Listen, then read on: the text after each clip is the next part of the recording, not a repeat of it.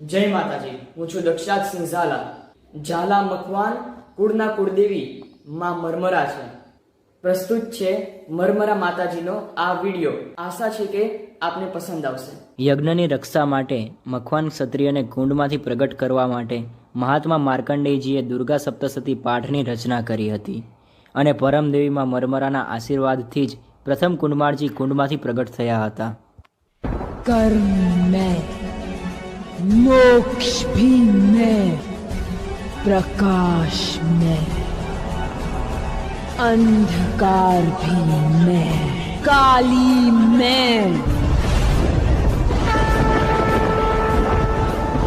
महाकाली मैं.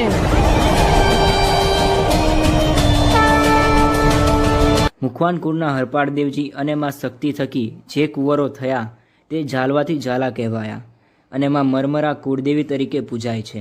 ત્યારે માં મરમરા કુળદેવી તરીકે સ્થાપિત થયા તેનો ઉલ્લેખ માર્કંડેય ઋષિએ અસુરો સામે લડવા મરમરા માતાજીની આરાધના કરી.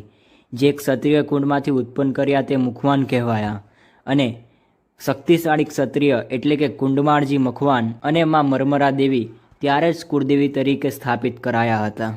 અને અસુરોથી ઋષિઓની રક્ષા કરી તેવે સમયે મહાત્મા માર્કંડેયજી કે જેમણે દુર્ગા સપ્તશતી પાઠની રચના કરી તેવા પરમદેવી ઉપાસકના આશીર્વાદથી જ કુંડમાળજીની શરૂ થતાં મખવાન કુળની કુળદેવીમાં મરમરા સ્થાપિત થયા હતા.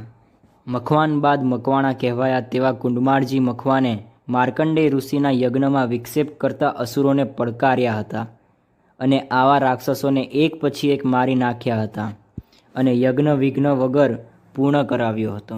મહાપરાક્રમી કુંડમાળજીએ કુળદેવીમાં મરમરાનું સ્મરણ કરી તમામ અસુરોને પરાસ્ત કર્યા હતા અને વિજય પ્રાપ્ત કર્યો હતો. ત્યારબાદ પેઢી દર પેઢી મખવાનો ઉપર માં મરમરાની મહેર વરસી અને માં સદાશવની રક્ષા કરી છે. દેવી તત્વને હૃદયમાં રાખી મખવાનોએ પોતાના કુળદેવીમાં મરમરાની કૃપાથી પોતાની કીર્તિ ચારે તરફ પાથરી હતી. દરમિયાન આગળ જતાં આ કુળમાં વચનનું પાલન કરવા સાક્ષાત શિવશક્તિ રૂપે હરપાળદેવજી મખવાન અને માં શક્તિમાએ અવતરણ લીધું હતું.